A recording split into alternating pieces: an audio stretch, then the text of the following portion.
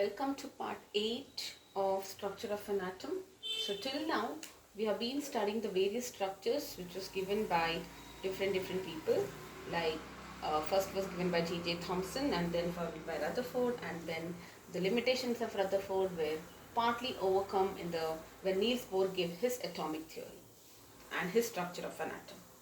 Okay, now Niels Bohr also we discussed in detail. We did a few numericals, we understood the limitations, and the next model, which is the current model that we accept, it's widely accepted, is the quantum mechanical model.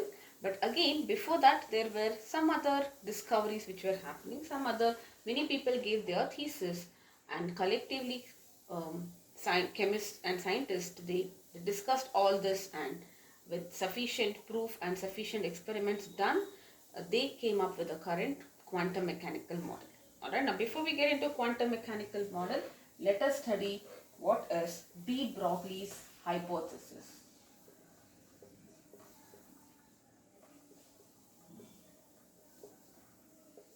So de Broglie's hypothesis, it explains the dual nature of matter. Now remember, before Niels Bohr's theory, we understood light or electromagnetic radiations had dual behavior. They sometimes acts like a particle and sometimes act like wave. So till now, electromagnetic radiation, people perceived them to be like a wave with the concept of photoelectric effect, black body radiations, line spectrum. They understood that electromagnetic radiations is also behaving like a particle. So when it is in propagation, the wave nature dominates, and when it is in matter, the particle nature dominates. So you can consider it to be a wave made up of particles. That's for electromagnetic radiation. Now what de Broglie did was, he extended the same theory for matter.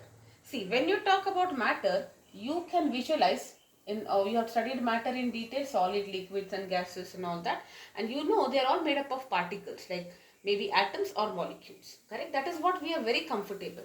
But what de Broglie said was, matter also can be visualized like a wave, it can also behave like a wave. Okay, now we are not talking about other matters, but let us now concentrate on electrons, because we are now concerned about the structure of an atom. So that means electron is also a particle, so electron should also behave both as a particle, we know, which we are comfortable. We know electron is a particle, but it can also behave like a wave, correct? So when you say it behaves as a particle, it will have momentum, because particle has mass, and if the particle moves, it will have momentum. And if you say something is behaving like a wave, it will have wavelength. So combining these two, the de Broglie gave the de Broglie wavelength of an electron. And what was the de Broglie wavelength? I'll just write it as de Broglie, just so that you understand it. It was given as h by p, where p is the linear momentum, or h by mv, where h is the Planck's constant.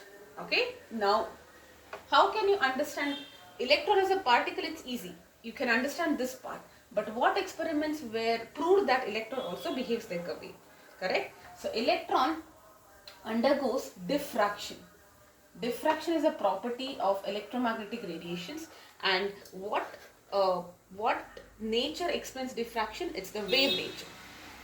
You'll be studying this next year, okay? But I've told you a little bit about diffraction, that when you see shadows, the outer edge is slightly blurred because of the bending of light, kind of when it strikes the edges. But yes, you will be studying this in detail. Okay, so electron also showed diffraction, and that is when people were comfortable telling that electron can also behave like a wave, and therefore it will have wavelength, correct? Now let us understand this blackboard. If I am saying this is matter, I can understand it is made up of particles, but why can't I feel the wave nature? You put a stone in water, you can see the ripples, or when you pluck a guitar string, you can feel that waves, right? But here I can't see something is moving at all. The reason is because, look at that, if the mass is sufficiently high, like in this case, I'm not saying 1 gram. I'll talk about this beautifully, but there is one question which tells you. But for now, if the mass is high, the wavelength will be so small that we cannot feel it.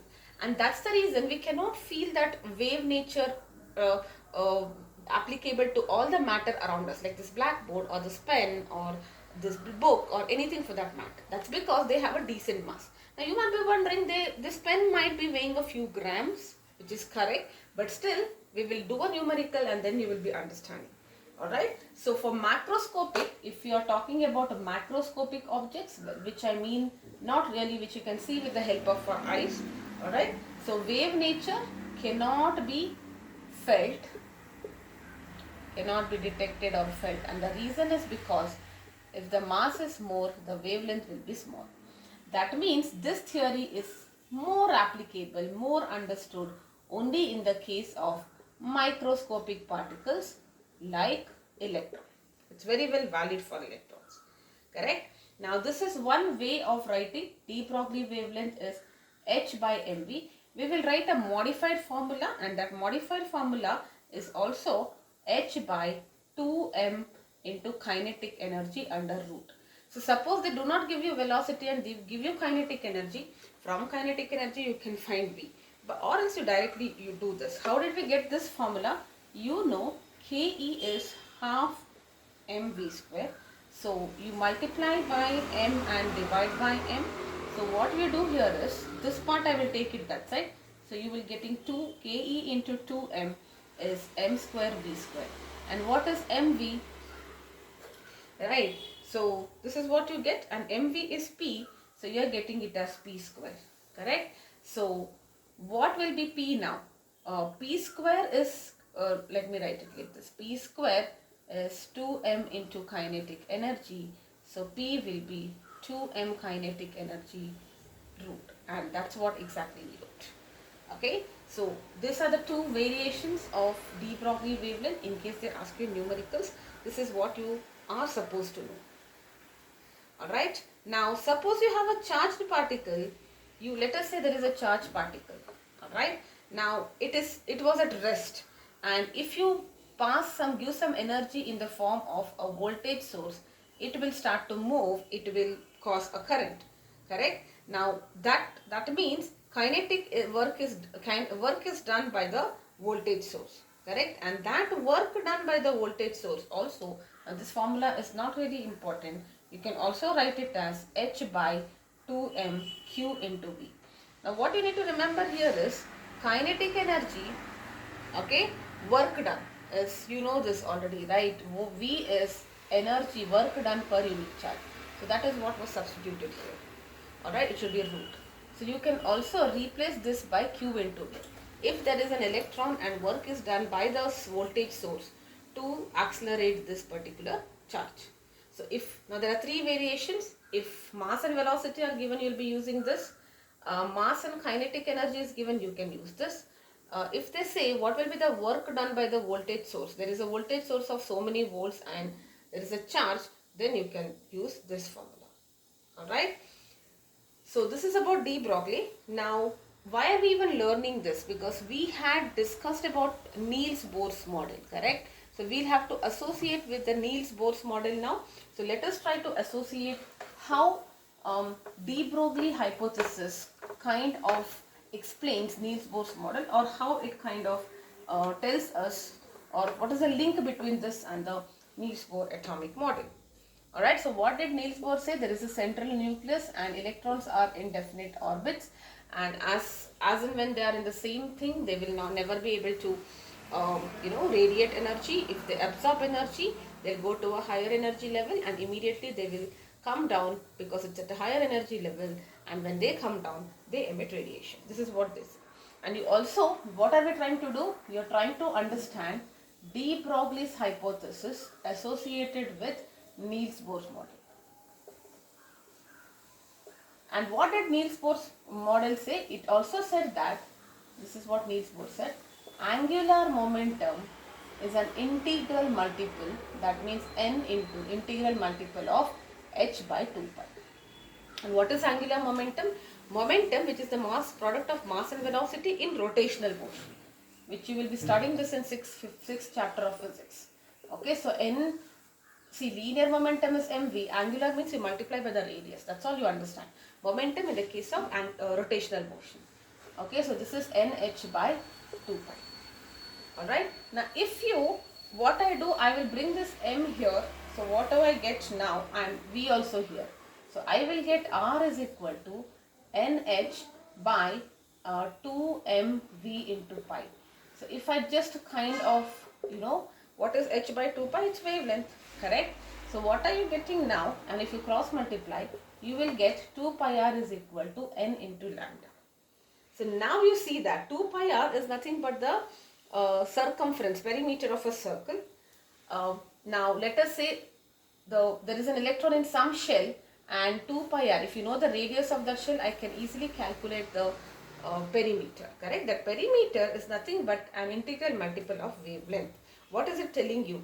When the electron moves around the nucleus, its wave nature will dominate. So it just tells you that when electron moves around nucleus, its wave nature is the one which dominates, because you are getting a lambda here, and the total number of waves made by the electron is equal to the number of shells. Total number of waves is equal to n, which is the number of shells. That means if you are talking about K shell, it will have one wave. L shell will have two waves. How do you visualize this? See, if you are talking about K shell, it will be something like this.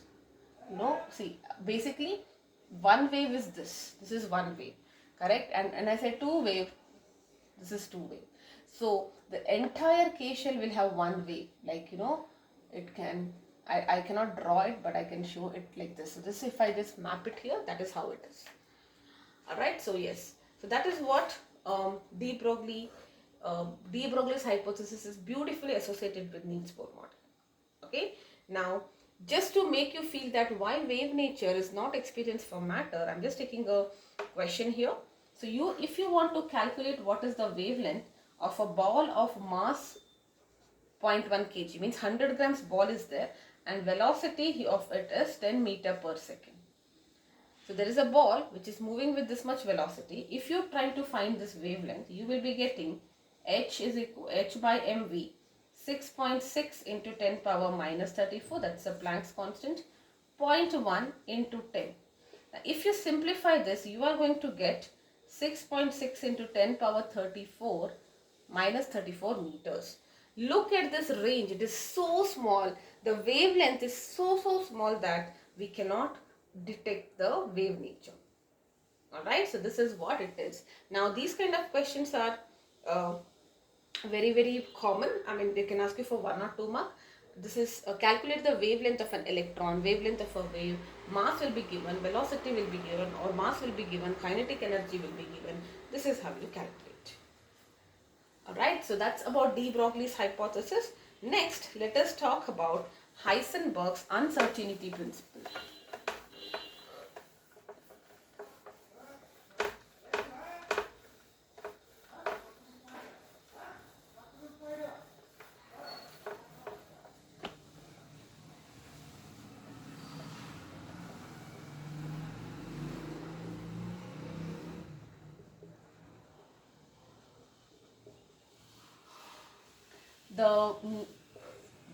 The name of the principle itself has some hint about what this topic is about.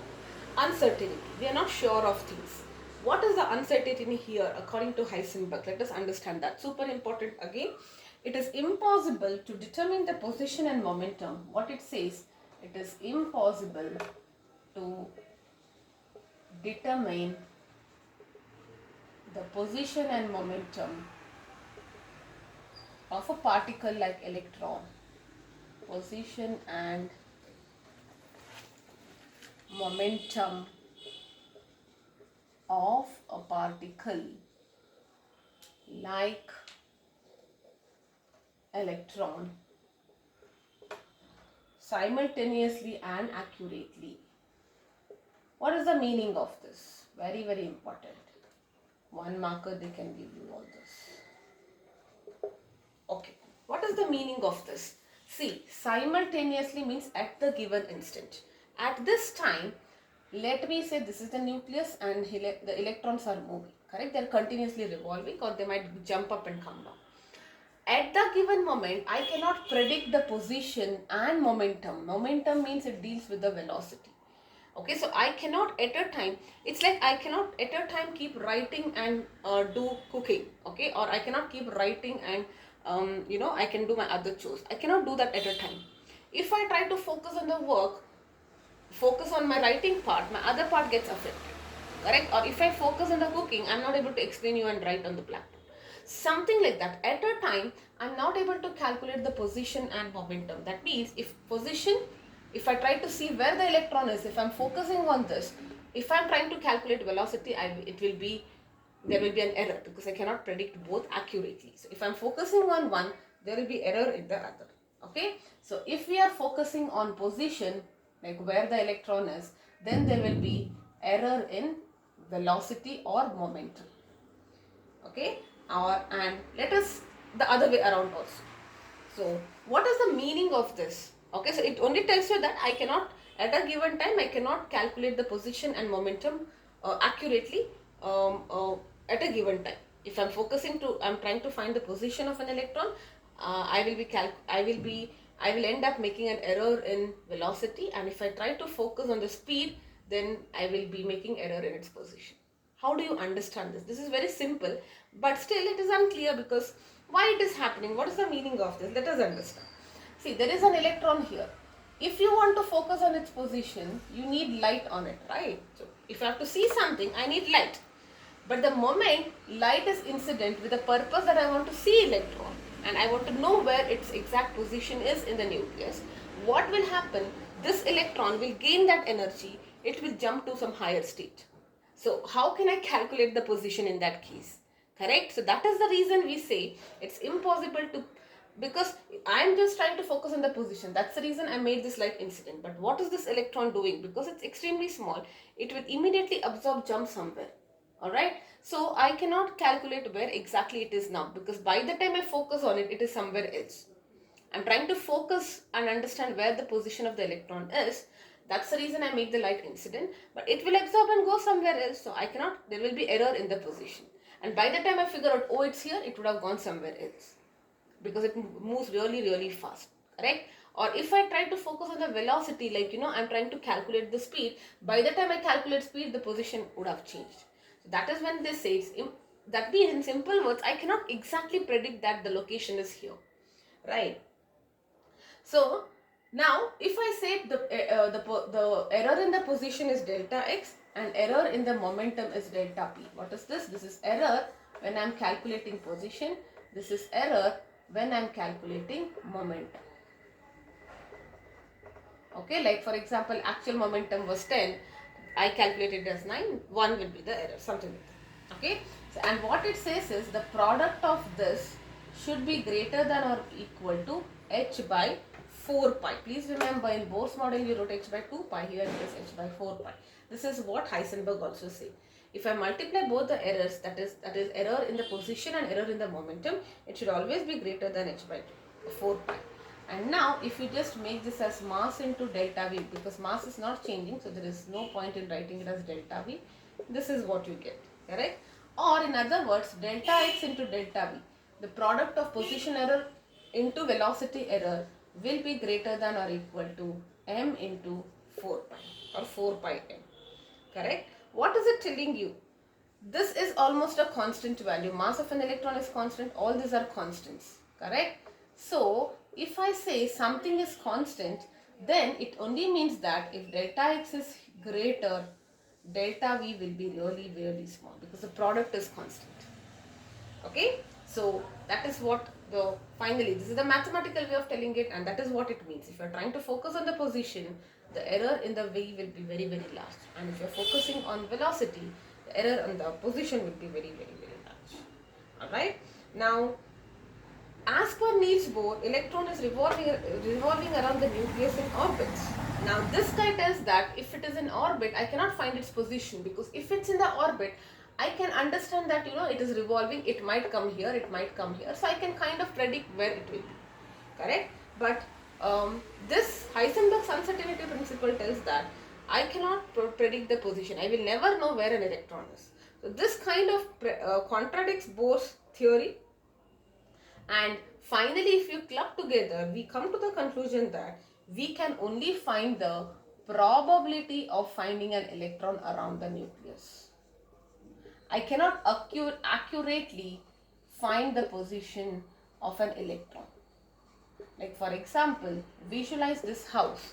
Okay, the house you are currently staying. If I come looking for you, for example, let us say you are inside your bedroom and you're sitting at one corner of your house reading something. If I come to your house and let us say the door is open, you're sitting there, I can easily locate you by looking around, right? I can go to the kitchen, I can go to other rooms, and then I'll be able to locate you. So that means I'm able to locate your position accurately. But that is not the case with the electron. We cannot predict their position accurately because I told you when light is incident, it will absorb and go somewhere. That means I'm not able to focus. It's like a thing which is continuously moving. I cannot predict where it is at what instant of time. Correct? So instead of saying the exact position, we say we always will know the chances of finding an electron around the nucleus. There are certain regions around the nucleus where the chance of finding electron is maximum, and also there are certain regions where the chance of finding an electron is 0. Okay, so we can only look for all of that.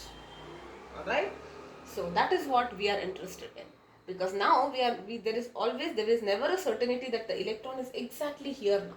It is continuously in motion, and as and when it moves continuously, I cannot predict its position as well as velocity. So that's why we do not talk about accurate position. I will just say like that. Instead of saying that you are in your room, at this place, like you are sitting in the sitting on the chair and reading something, that is the accurate position. I know that you are here. But if I say that I know the chances of finding you in your kitchen is 0, the chances of finding you in your bedroom is the maximum. But I will not know where exactly inside the bedroom. That's what it is. Alright, so yes, that's about Heisenberg's uncertainty principle. And finally, what did we get to know? We only got to know that the de Broglie's wavelength and it's only applicable for microscopic, because if you're talking, see, de Broglie's, I told you why macroscopic. It is not applicable because the mass becomes huge and the wavelength becomes small, you cannot detect it. This is also because if I'm saying, can you predict the position? It is right here, you will say. And even it is moving, you can still say that, at this point it is here, at this point it is here. I can also calculate its velocity. For a macroscopic, I can do that both. But for a microscopic is the problem. De Broglie wavelength also, wave nature also can be explained only for microscopic. Heisenberg's uncertainty is also applicable only for particles like electron. So what is the conclusion of this? We cannot for sure tell anything where the electron will be. At this moment, we can only tell you that this region there is high chance of finding an electron, and there are certain regions where it is absolute zero. Now, how do we find it? All that is the next part. Alright, so 2 principles done. Let us now understand the quantum mechanical model.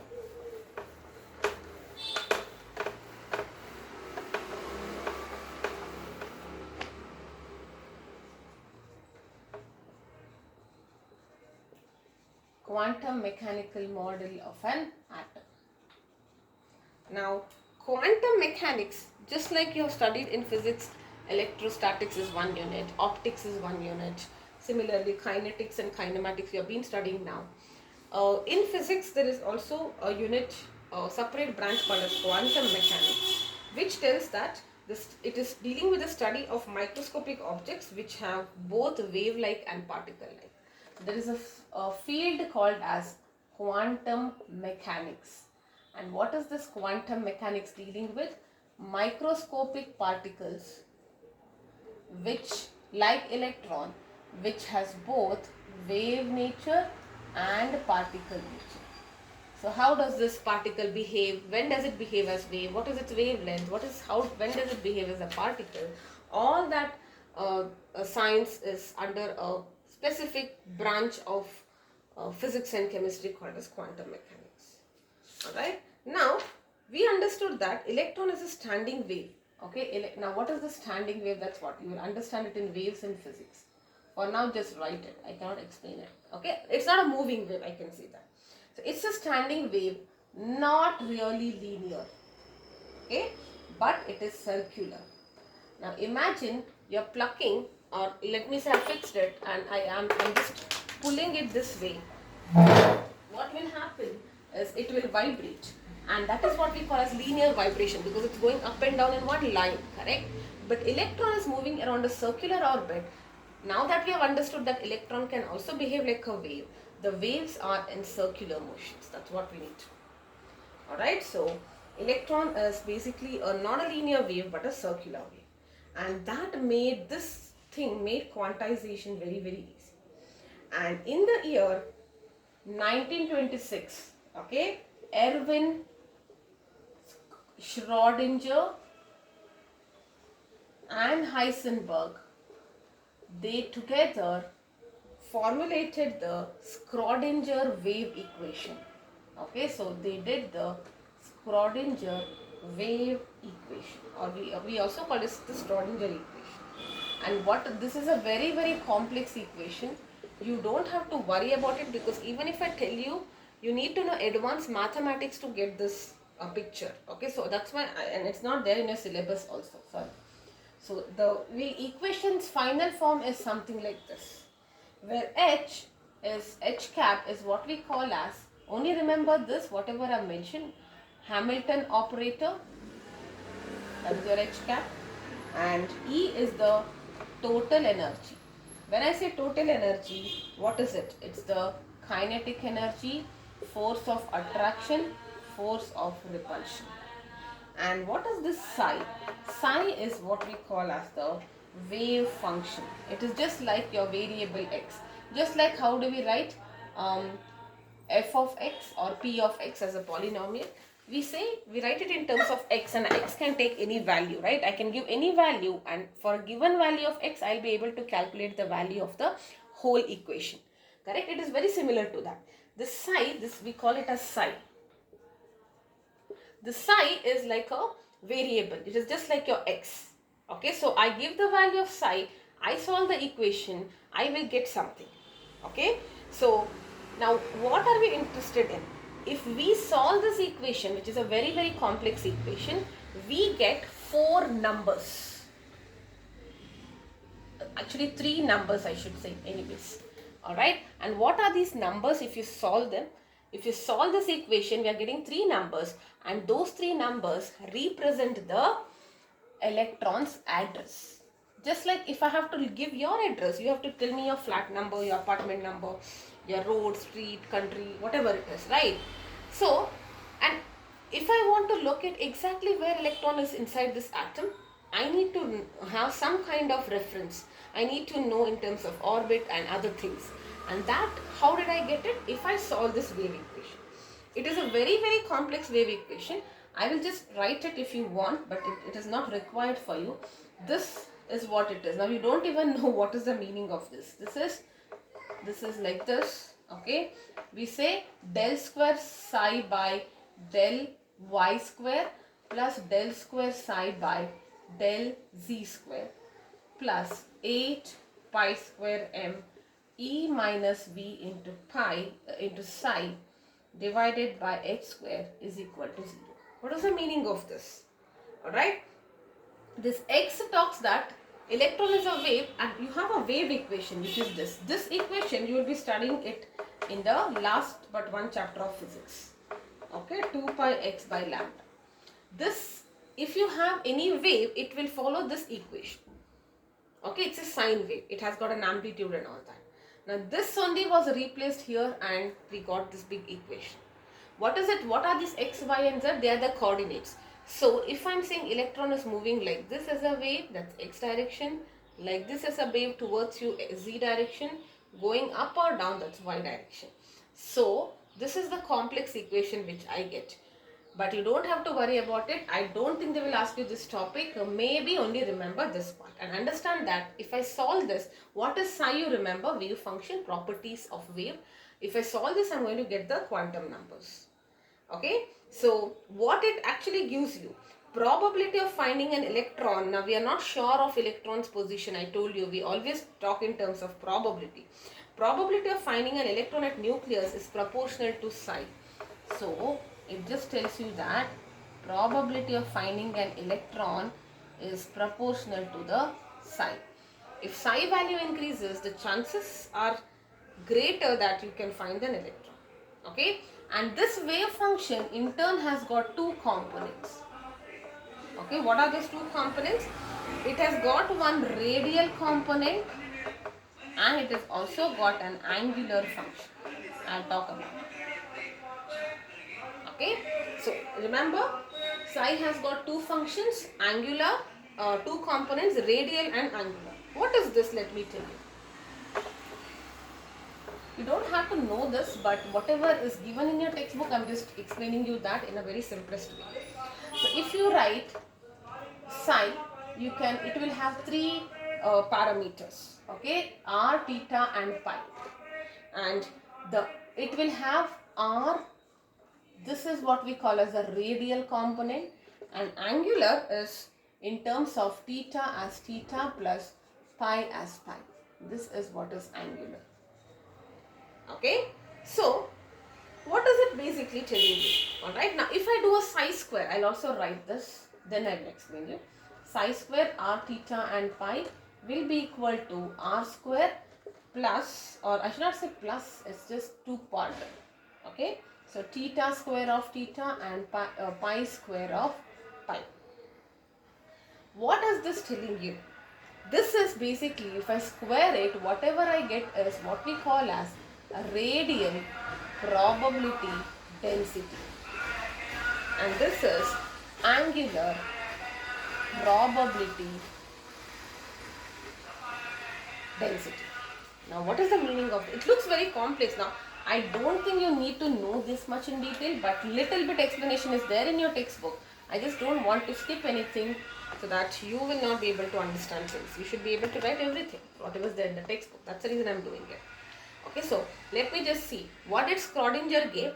Now Niels Bohr theory we had, Heisenberg's we could apply, because now we understood Heisenberg's theory was very important, because the thing that it very clearly said that we cannot calculate the position, we will only talk about the chances of finding an electron. And de Broglie said that electron is like a wave. Now combining these two, Schrodinger gave his wave function, which is h Hamilton operator psi is equal to E of psi, where psi is the wave function. Okay, and this wave function has three parameters. R is the radial parameter, theta and phi are the angular parameter.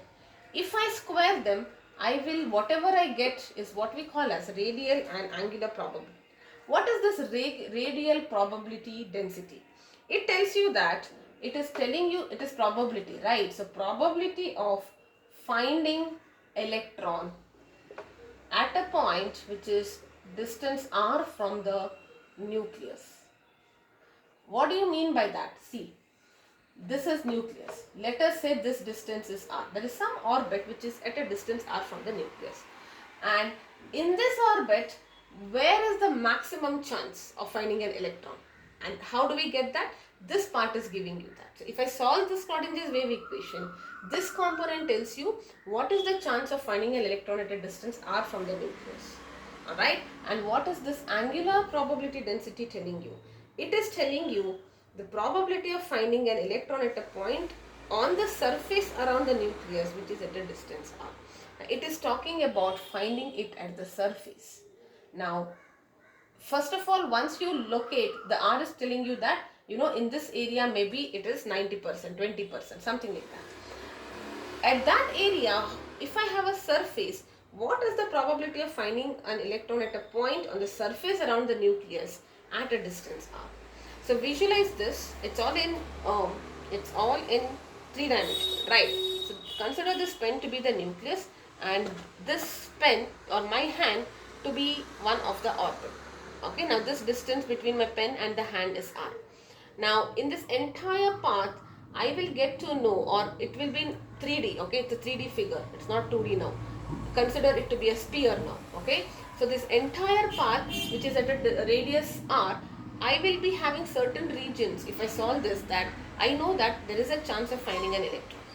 Okay, now let us say in this case, if I have a surface, at this surface what is the chance? That is given by this function. other part of the function. Alright, so yes, you don't have to really bother about this, but just understand only this much, that psi is written like this, it has radial and angular. Do not get into the details because it's little incomplete, because if you have to know that, you have to get in details of what are the components of Schrodinger's wave equation. Okay, so blindly for now you remember this. Now before we proceed with the next thing, there are a few things which you need to know. What is this node? Node is the region around nucleus where probability of finding an electron is 0.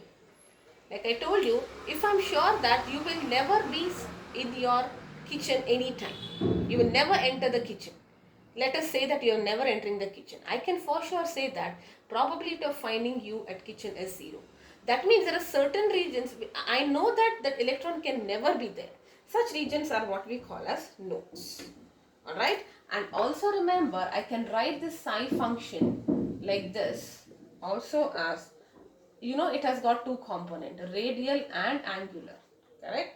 Radial is n comma l and this is l comma m. Now what is this nl? We will understand it a little later. Alright, so do not worry about it for now.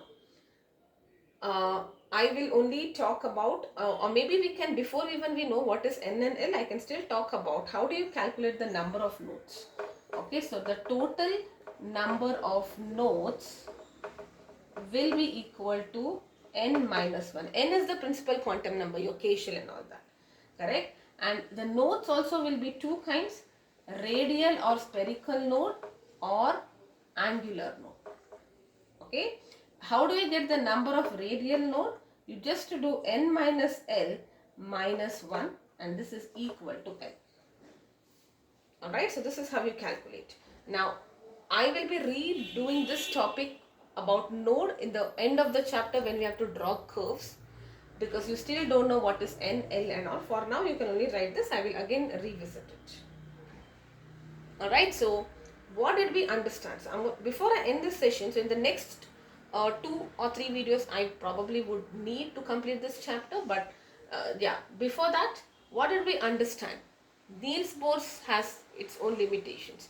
After that, we understood that electron can also behave like a wave, and also it has got wavelength, and also I cannot exactly predict the position of electron because of Heisenberg's uncertainty principle.